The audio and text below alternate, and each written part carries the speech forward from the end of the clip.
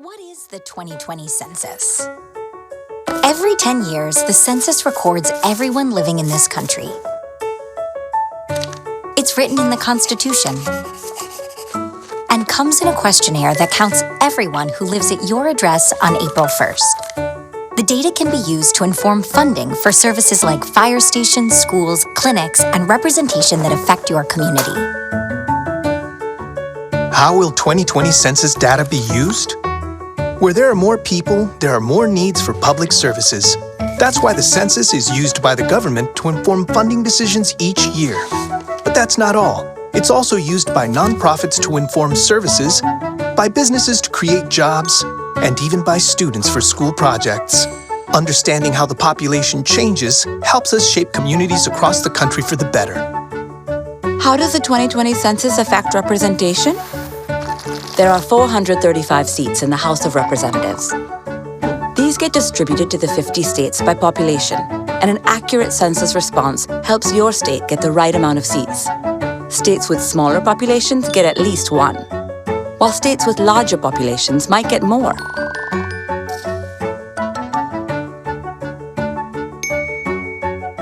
How do I take the 2020 census? In March 2020, every address in the country will receive an invitation to complete a simple questionnaire, and there are 3 ways to respond. Number 1, do it online. Number 2, call by phone. Number 3, send it by mail. For those who don't respond, a census taker from your community will follow up and assist you. Is my 2020 census data safe? After sending your census response, your personal information is kept safe. By law, it can't be shared with any other government agency, law enforcement, or landlord. No one. So take your 2020 census with peace of mind. Shape your future. Start here. Visit 2020census.gov.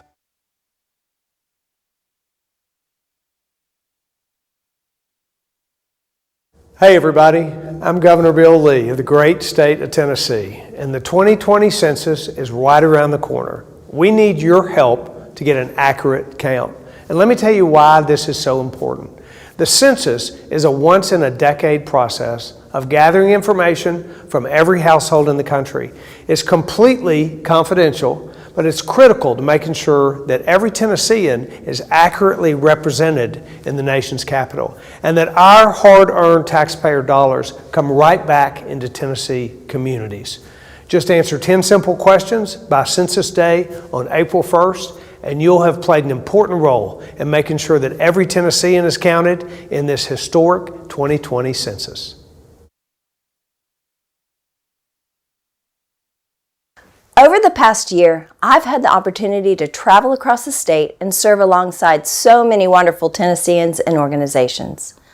Through our Tennessee Serves initiative, we've seen firsthand the important work being done by volunteers who give of themselves to provide for those in need. And there's a very simple way you can help. Respond to the 2020 census this spring.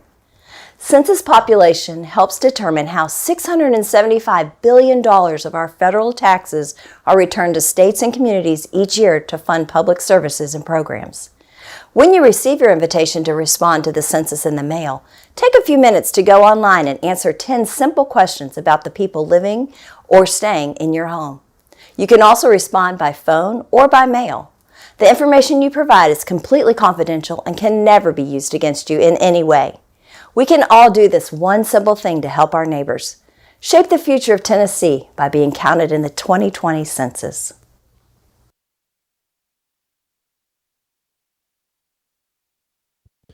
Good morning. My name is Joseph Williams, and I am the Director of External Affairs from Governor Lee's office.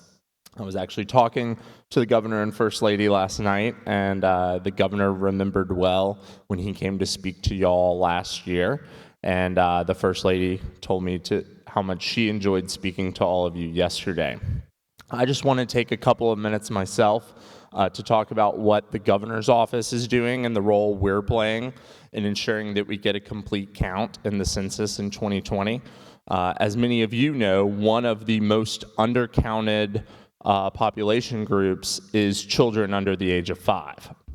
Now, I must admit, I often joke that as a father of 3 young boys, a 5.5-year-old, a 2.5-year-old, and a 9-month-old, I often get confused when I hear that statistic because I have no idea how anyone could forget that those individuals live in their house with them.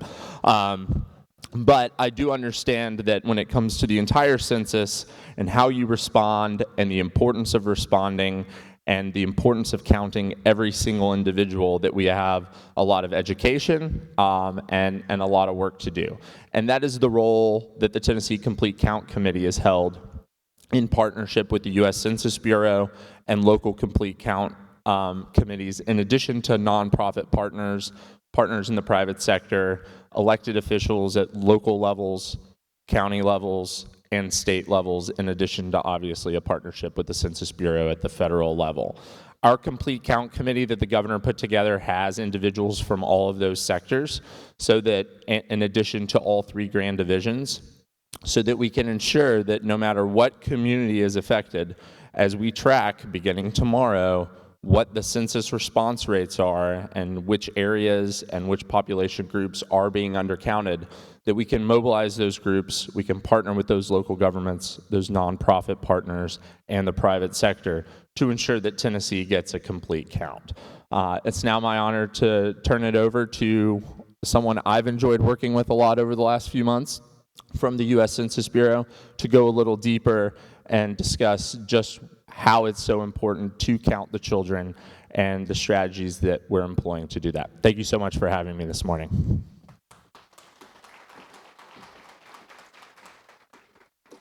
Good morning, everyone.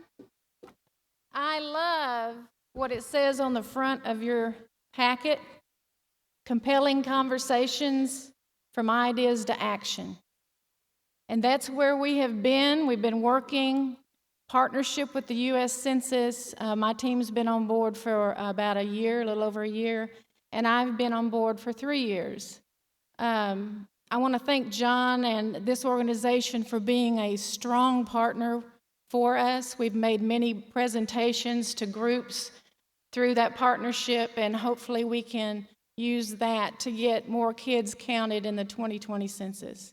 So let's talk census, y'all, okay? We're going to talk for just a minute about ways that we may miss children in Tennessee.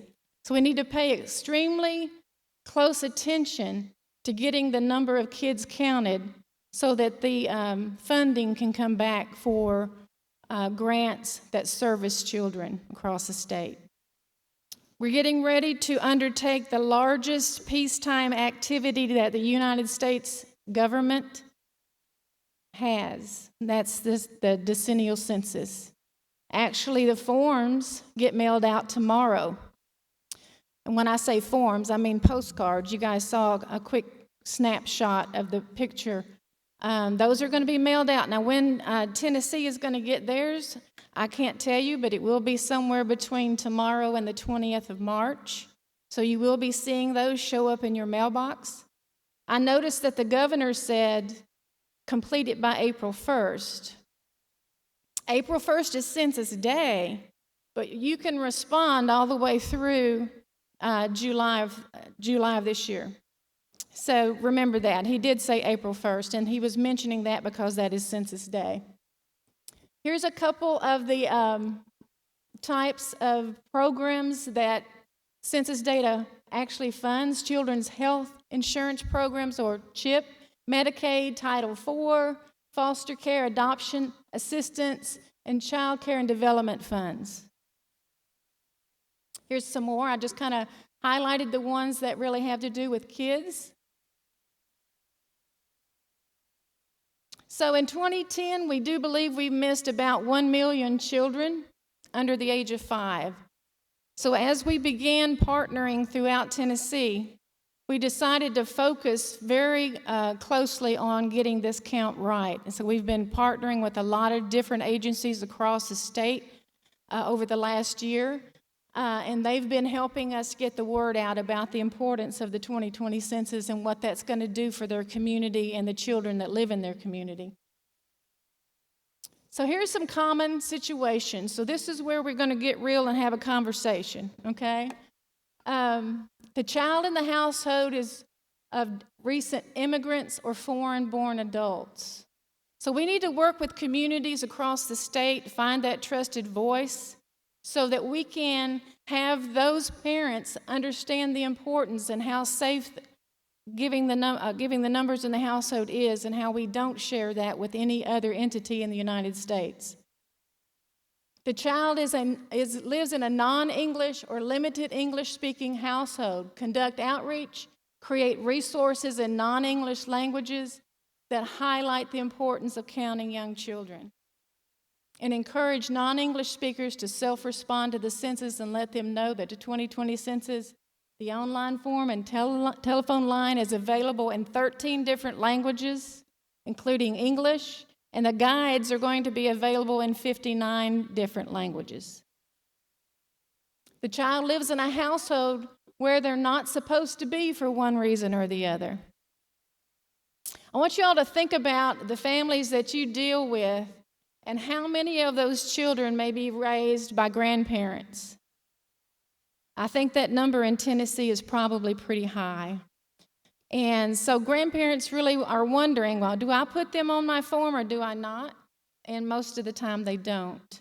So we need to get the word out to those families about the importance of including everyone that lives under their roof on the actual census form. If the child lives in a household that rents or recently moves, so we have a lot of people that move around in Tennessee. So where would they do their form? So we want to encourage these people, maybe through apartment complexes, different organizations that deal with renters, to, as soon as they get the form, to go ahead and fill it out so that they know that that's taken care of. The child lives in a household that is large, multi-generational, and includes extended or multiple families. Many times when you get the census form in the mail, they may only fill it out based on the person that actually is on the lease or that owns the home, and they don't include the other people that might be staying with them. And the form is going to have plenty of room on it to be able to list everyone that lives in that household. Spread the word that the census counts all people living or staying at that address, not just the person or family that owns the property. The child is a newborn. This is a biggie. So someone has a child around the April 1st time frame, and they're super busy. They're just going to forget they have this little tiny thing in the hospital that has not made it home yet, and they forget to put their newborn on the form. We want to make some contacts with some of the delivery rooms across the state, maybe leave some flyers. We're going to have some cute little Census 2020 hats to put on the babies, so maybe we can make a splash that way. But just think about what you can do in your partnering that will actually help get the word out about these specific things that we seem to have trouble with across the state. Not just the state, but across America. Also highlight that the census form only takes 10 minutes to complete, and parents can fill it out online.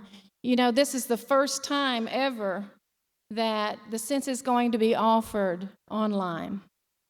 Many of the millennials that are maybe their first census, they spend all their time on their phone, on their iPad. You all know that. I probably am not telling you anything you don't already know. So this actual census is trying to make it where you choose how you want to respond based on your lifestyle. If you're an older individual and you don't trust or much less touch a computer, then you can always call a phone number, fill it out that way, or actually do the form. Okay? The child is in the household with young parents and young single mothers. Single moms are one of the most busiest people in the world, right? They're running around trying to have a job, picking their kids up. They forget. So we have to come up with ways that will actually help save them time. And I think the internet option is going to really help this demographic. the child lives in a lower income household, the $675 billion in local funding that comes back through the number that we count, and we actually have to have that to the president by December 31st. And remember this, if someone asks you, how do I know it's safe? We only give the numbers, we only give statistical format only to the president. We don't share any information with anyone. We are sworn for life. If you're working for the Census Bureau, if you give out even a name or a address, you could be fined $250,000 and spend about 5 years in jail. We are serious about confidentiality. The child splits time between two homes or stays with another family member. This is kind of a biggie because the divorce rate's kind of high. You got children living with their mother during the week and their dad on the weekend. One thinks one counted it, the other thinks the other counted their children, and they completely get missed. So this is another area that we need to focus on. If it's not clear where the child lives or sleeps most of the time, count them where they were on Census Day, which is April 1st. Okay, that wasn't too bad, right? You guys, I hope you learned something about what we're trying to do across the state in partnership. If you have questions, you need someone to do a presentation about the importance of the census, John has my phone number and my email, and we would love to come and talk to your group. Thank you so much.